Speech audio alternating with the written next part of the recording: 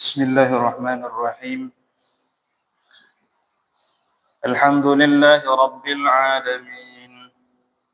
Allahumma salli wa sallim ala sayyidina Muhammadin miftahi bab rahmatillah adada ma fi ilmillah salatan wa salaman daimaini bidawami mulkillah wa ala alihi wa sahbihi.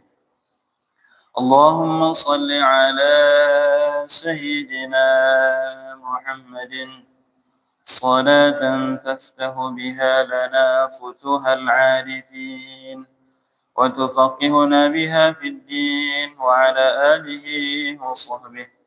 السلام عليكم ورحمة الله وبركاته.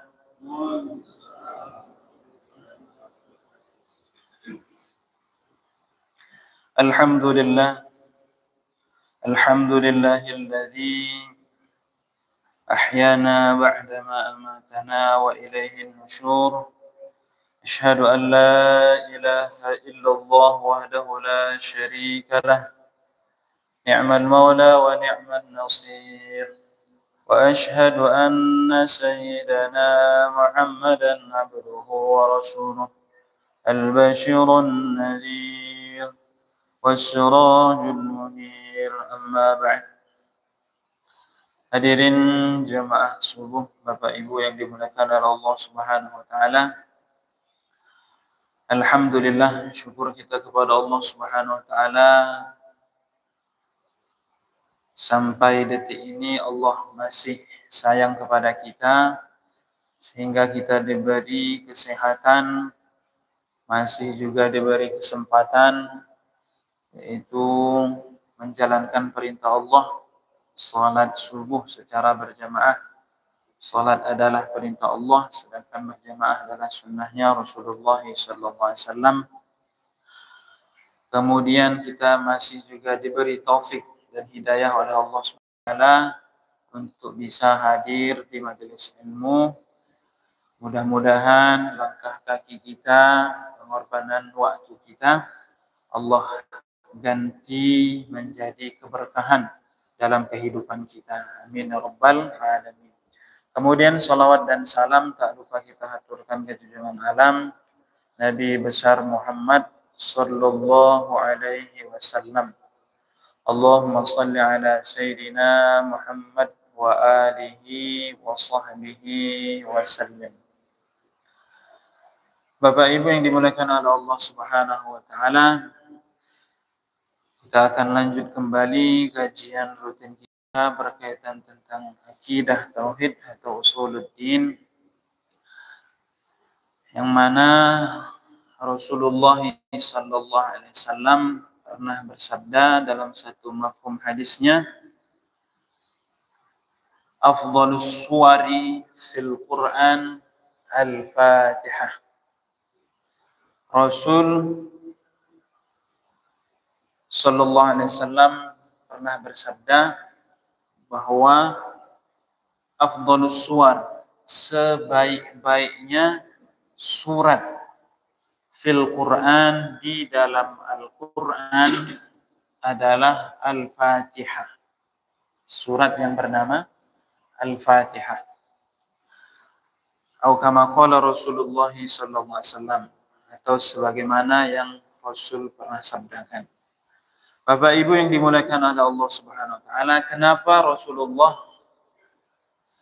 katakan kepada umat ini bahwa ada surat yang paling mulia, yang paling penting engkau perhatikan dalam kehidupan ini, yaitu bernama surat Al-Fatihah. Bapak Ibu yang dimuliakan oleh Allah Subhanahu wa taala, sebagaimana pernah juga kita mendengar, ini berkaitan dengan surat.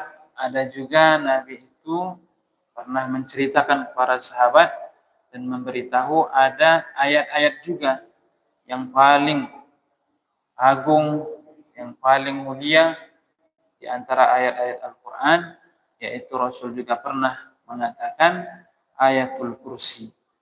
Ayat kursi. Kalau bercerita tentang kenapa ayat ini teragung, paling mulianya ayat, karena ulama meneliti bahwa jawabannya, karena ayat kursi ini Bapak Ibu menjelaskan bagaimana manusia supaya bisa kenal kepada Tuhannya. Nah, itulah melalui ayat kursi. Sehingga di dalam ajaran Islam, ilmu paling tinggi pun itu berkaitan tentang ilmu ketuhanan. Bagaimana seorang hamba bisa kenal kepada Tuhannya. Maka itulah ilmu yang paling tinggi. Nah, ilmu tentang ketuhanan, ilmu tauhid, akidah. Nah, dalam ayat kursi tersebut Allah jelaskan bahwa sifat-sifat mulia Allah berkaitan tentang kehidupan ini, itu Allah jelaskan secara sempurna di ayat kursi. Maka ayat-ayat berkaitan tentang ketuhanan, tentang akidah, itu banyak fadilahnya. Contoh, itu Nabi juga pernah katakan, man qara'al suratul ikhlas ka'dilu min thuluthil Qur'an, atau kama qala Rasulullah SAW. Berkaitan tentang surat Al-Ikhlas, itu sama ganjaran atau pahalanya kalau engkau baca itu surat Al-Ikhlas, itu sama seperti engkau membaca sepertiga Al-Quran. Kalau dikaji, kenapa? Karena tentang di dalamnya mengenalkan kita kepada Tuhan kita. Qul huwallahu ahad, Allahus samad, lam yalid wa lam yulad wa lam yakul lahu kufuwan ahad. Nah, Rasul sallallahu alaihi wasallam itu juga pernah bersabda, afdhalus suwar, paling mulianya itu surat di dalam Al-Qur'an berkaitan tentang kehidupan kita adalah, Rasulullah katakan, Al-Fatihah, surat Al-Fatihah. Kenapa Bapak Ibu yang dimuliakan oleh Allah SWT? Karena semua rahasia yang terkandung di dalam Al-Quran itu terwujud dalam surat Al-Fatihah. Sehingga Nabi juga itu pernah bersabda, suratul Fatihah lima quri'a lahu. Nabi bersabda, surat Al-Fatihah ini itu manfaatnya tergantung untuk apa orang membacanya. Jadi kalau kita niatkan untuk apa saja, maka itulah kegunaan surat Al-Fatihah. Nabi sabdakan seperti itu. Makanya para sahabat terdahulu itu sering bertawassul, berobat, ambil syifa, kesembuhan itu dengan surat Al-Fatihah. Nah, kita pun begitu. Kalau punya penyakit yang kira-kira sudah amat berat, maka kita tawassul dengan surat Al-Fatihah. Dan surat Al-Fatihah ini Bapak Ibu banyak namanya, bukan Al-Fatihah saja. Sangat banyak. Dalam Al-Quran Allah jelaskan, kenapa surat Al-Fatihah ini banyak namanya. Ini menandakan bahwa surat Al-Fatihah itu mulia. Sesuatu yang banyak namanya, disandingkan dengan nama tersebut, maka dia pasti yang paling mulia. Apa salah satunya nama yang Allah jelaskan dalam surat Al-Fatihah ini? Yaitu namanya juga Al-Fatihah ini, surat Al-Fatihah yang bernama Sab'u Mathani. Dalam Al-Quran Allah jelaskan. Surat Sab'u Mathani. Ada juga dalam hadis Nabi juga jelaskan, yaitu surat Al-Hamd. Surat Al-Hamdi. Nah, itu juga nama surat Al-Fatihah. Surat Al-Fatihah juga disebutkan dalam Al-Quran Ummul Quran. Induknya atau ibunya Al-Quran. Banyak surat-surat Al-Fatihah ini dijelaskan berkaitan tentang namanya. Nah, Bapak Ibu yang dimuliakan oleh Allah Subhanahu wa taala, dulu ada kisah berkaitan tentang surah Al-Fatihah ini. Yaitu suatu ketika orang Yahudi di zaman Khalifah Umar bin Khattab. Jadi di zaman beliau menjadi presiden, Umar bin Khattab ini pernah satu kabilah Yahudi datang kepada Umar dan ingin bertanya, wahai Umar, kami baca dalam kitab-kitab suci yang Allah turunkan, kitab-kitab samawi, termasuk kitab kami, itu diterangkan bahwa di dalam kitab tersebut ada satu surat yang sangat agung. Surat tersebut tidak ada 7 huruf hijaiyah. Huruf hijaiyah ada berapa? Ada 29, ada yang mengatakan 28. Tetapi di antara 28 atau 29 itu, di dalam satu surat tersebut tidak ada 7 huruf hijaiyah di dalamnya. Dan itu surat teragung. Ditanya kepada Sayyidina Umar bin Khattab. Nah, Bapak Ibu yang dimuliakan oleh Allah Subhanahu wa taala, karena Umar ini juga tidak pakar di bidang itu, bukan pakar di bidang Al-Qur'an, maka Umar panggil orang yang pakar di dalamnya. Siapa itu?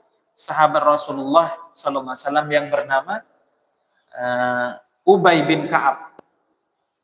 Sahabat Rasulullah yang bernama Ubay bin Ka'ab, pakar terhadap Al-Qur'an. Ditanya apa saja dia bisa jawab.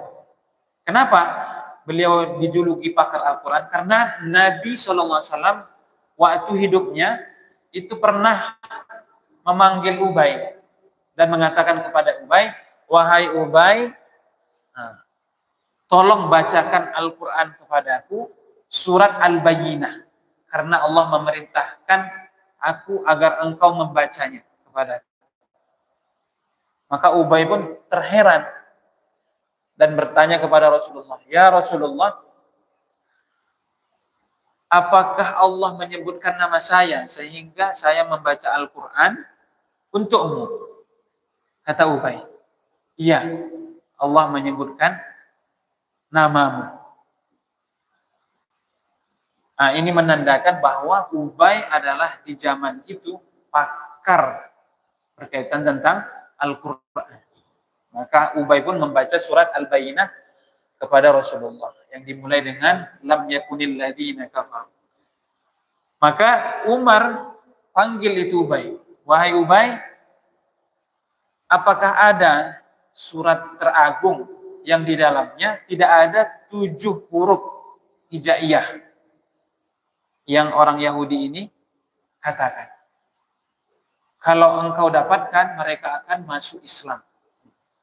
Maka hadirin yang dimuliakan oleh Allah Subhanahu wa taala, maka Ubay bin Ka'ab mengatakan kepada orang Yahudi, aina antum min suratil hamdi? Ini jawaban Ubay. Wahai orang Yahudi, kaum Yahudi, di mana kamu? Kamu dari kemarin kemana saja? Bahwa surat yang engkau cari bernama surat Al-Hamdi, yaitu surat Al-Fatihah. Di surat tersebutlah yang engkau cari itu tidak ada 7 huruf hijaiyah. Tidak ada dalam surat Al-Fatihah itu 7 huruf hijaiyah.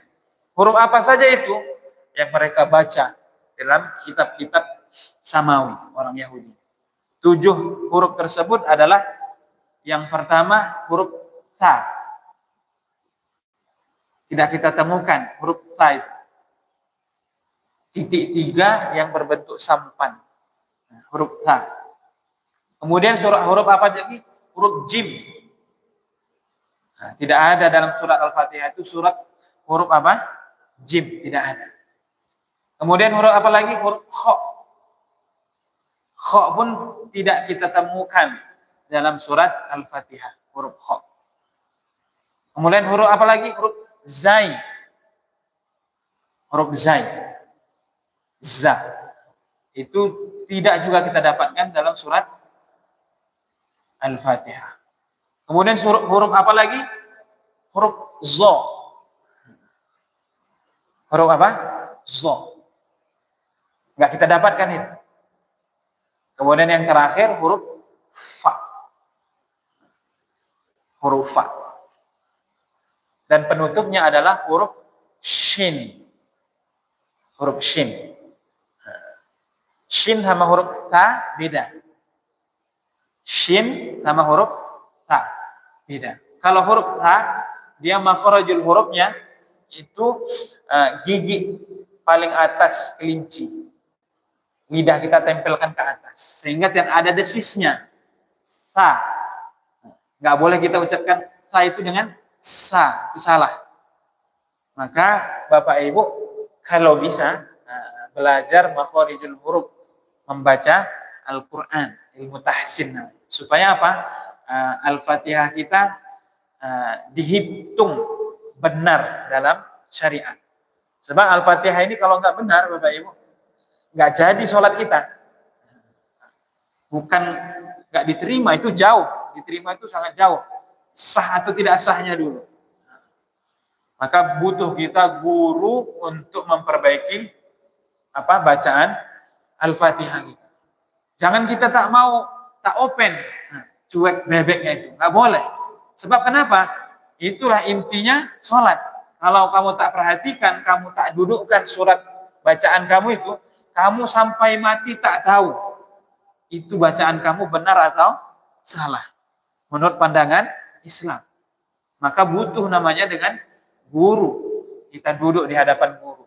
Nanti guru itu yang memperbaiki lisan kita, mulut kita letaknya di mana, suaranya bagaimana, dia akan tahu. Nah, Bapak Ibu yang dimulakan oleh Allah SWT, kemudian Nabi juga pernah sabdakan berkaitan tentang surat Al-Fatihah ini dalam kehidupan. Beliau bersabda, la sholata liman lam yaqra bi Fatihatil kitab. Tidak akan sah salat seseorang kalau tak membaca surat Al-Fatihah. Enggak sah salatnya. Maka harus setiap kita ngerjakan salat apa saja itu harus membaca apa? Al-Fatihah. Dan ulama berfatwa bahwa seorang muslim wajib hukumnya dalam sehari semalam 24 jam wajib itu membaca 17 kali minimal. Seorang muslim wajib hukumnya membaca Al-Fatihah sehari semalam sebanyak 17 kali. Kalau tidak berdosa. Dari mana dalilnya, Ustaz? Dalilnya salat 5 waktu. Salat 5 waktu berapa rakaat? 20. 17. Nah, itulah dalilnya. Setiap rakaat kita wajib membaca Al-Fatihah. Itu minimal. Nah, belum lagi nanti kalau salat sunnah, rawatib, qabliyah, ba'diyah, salat duha, atau nanti salat isyraq. Nah, ketika terbitnya matahari. Cuman perhatikan Bapak Ibu, kalau punya amalan istiqomah berkaitan dengan salat sunnah isyraq, perhatikan karena banyak orang salah cara pengamalannya. Karena di waktu itu kalau salah kita nanti bisa menjadi haram ibadah yang kita kerjakan. Salat isyraq itu waktunya harus tepat, nggak boleh salah, nggak boleh kurang. Salat isyraq itu kapan dikerjakan? Ketika sudah terbit waktu syuruk, ketika sudah terbit, itu bukan menandakan kita sudah boleh sholat isyraq, belum, itu masih haram waktunya. Kan ada kalau jadwal ada syuruk situ kan, syuruk itu belum waktunya sholat, belum, haram di waktu itu kata ahli fikih. Kapan?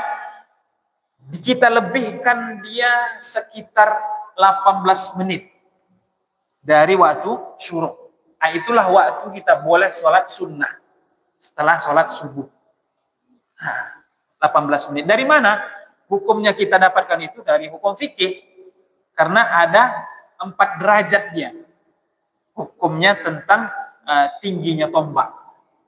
Nabi sabdakan waktunya itu boleh kita sholat ukuran 1 tombak itu 4 derajat. Begitu Bapak Ibu yang dimuliakan. Maka jangan salah. Kalau mau mengamalkan itu istiqomah, alhamdulillah sudah bagus. Cuman caranya disempurnakan lagi. Ada waktu syuruk kita, maka lebihkan dia minimal paling sedikit 18 menit atau genapkan dia 20. Itu sudah titik aman kita sholat. Kalau tidak, nanti haram.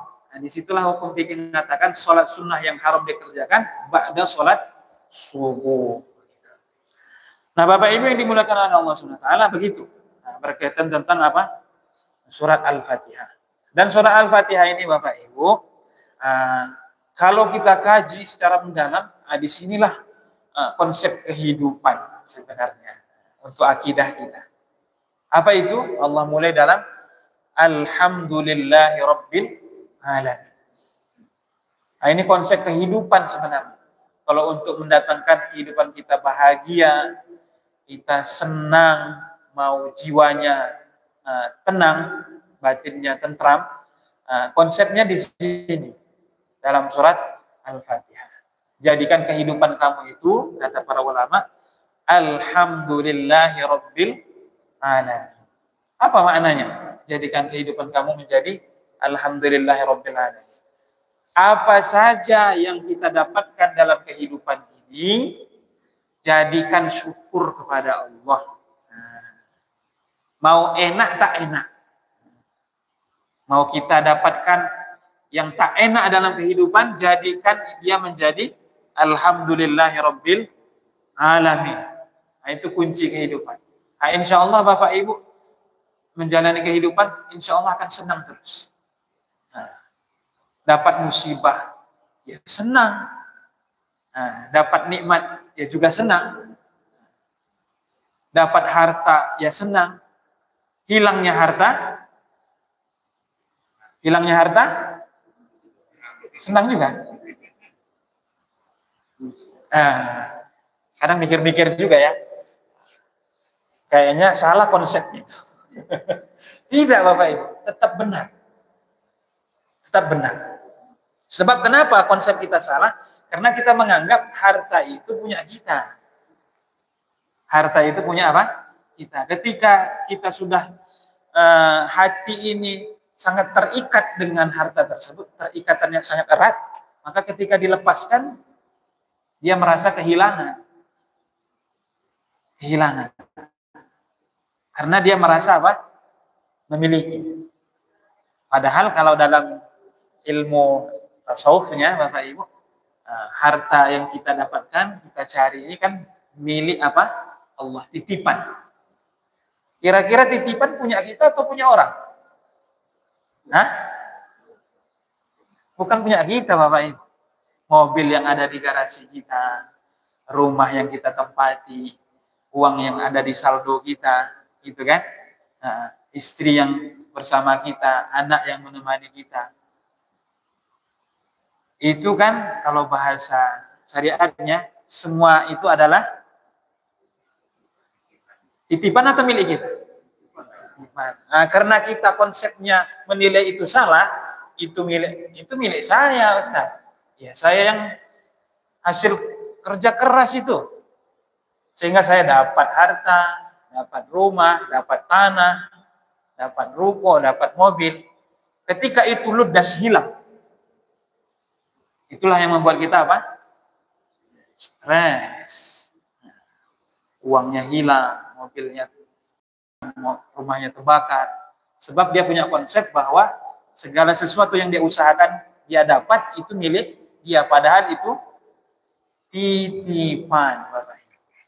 Maka berapa banyak kita melihat ibu dia histeris, menangiskan anaknya yang sudah meninggal.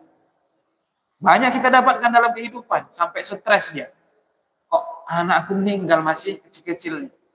Dia salah menyeting konsep kehidupan bahwa sesuatu yang dia usahakan milik dia. Padahal itu apa? Titipan. Maka jadikan konsep kehidupan ini Bapak Ibu dalam kehidupan, jadikan itu semua alhamdulillahirabbil alamin. Nah, insyaallah kita akan asma.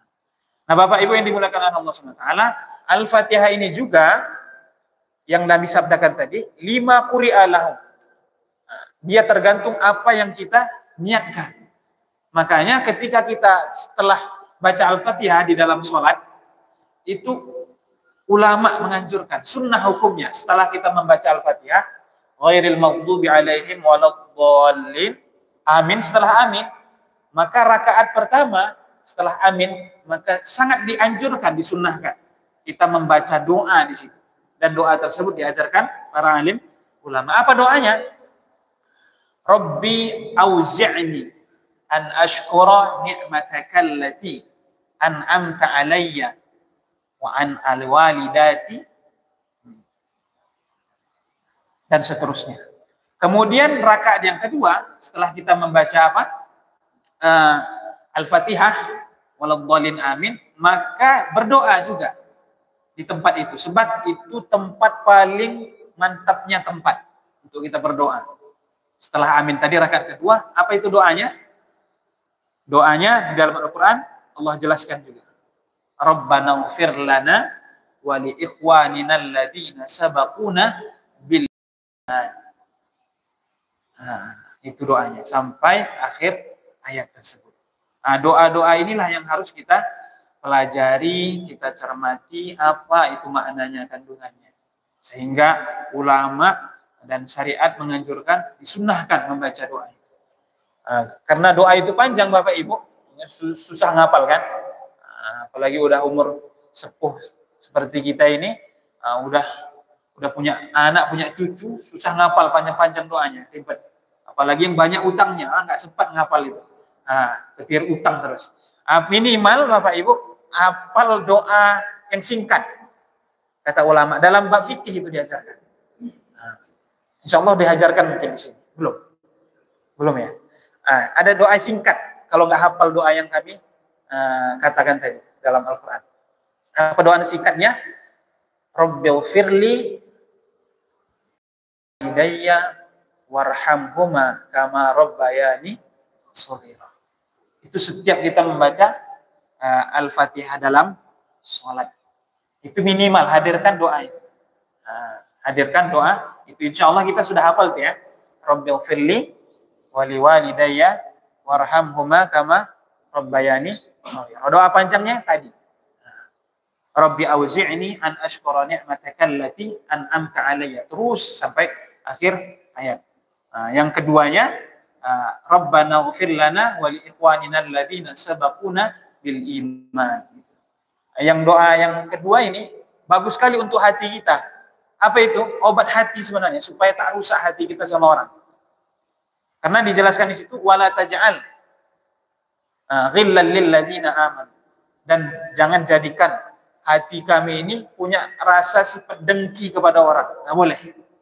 Nah, itu inti dari doa yang syariat ajarkan kepada kita. Dan itu doa, dua-dua doa itu yang kami sebutkan Bapak Ibu, ada dalam Al-Quran. Doa dalam Al-Quran.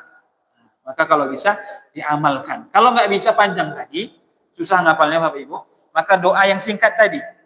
Rabbighfirli wa liwalidayya warhamhuma kama rabbayani shaghira. Maka insya Allah sholat kita nanti akan berkualitas. Hajat kita akan Allah tunaikan.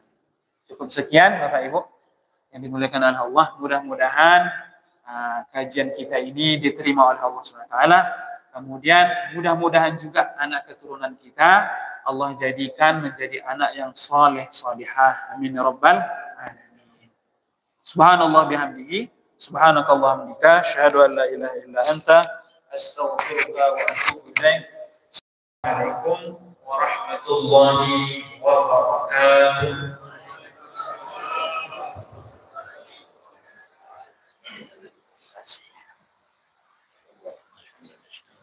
Ya.